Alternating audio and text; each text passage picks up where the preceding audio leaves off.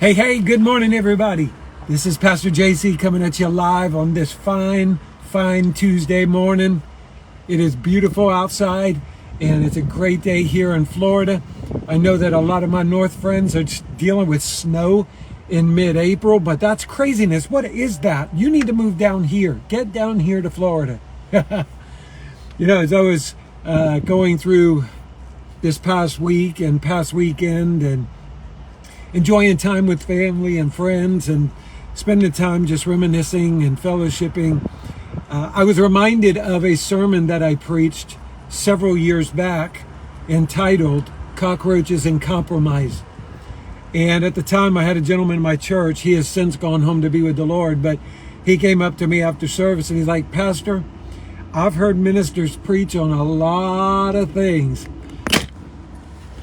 but I have never heard anyone preach on cockroaches."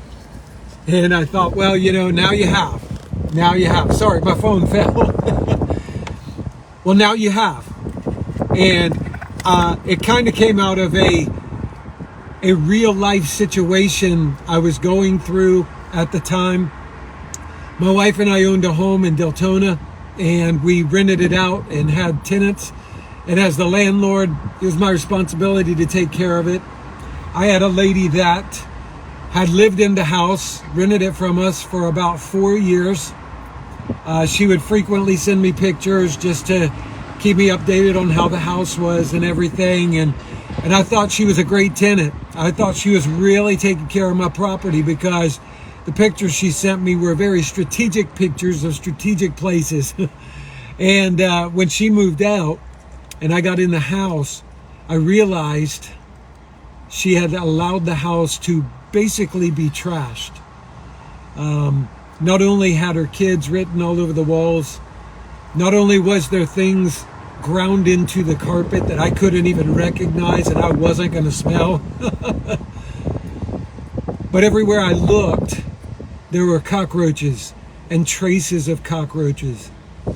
The infestation of cockroaches was so bad that in the digital display on our stove, there were roaches running behind the digital display. You could see them in there running back and forth. They had infested the refrigerator everywhere. It was insane. I set off 3 different roach bombs at 3 different times throughout the house to try to kill them and get rid of them, but to no avail.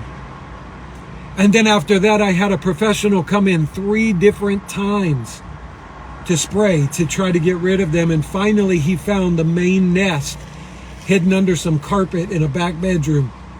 And I thought, that's exactly how sin and temptations and things like that end up taking over someone's life. You see, if this woman, at the first sign of a roach in the house, if she would have begun to treat the house and she would have begun to take care of the little things just to get rid of them, then we would have never had the infestation that we had. But she didn't.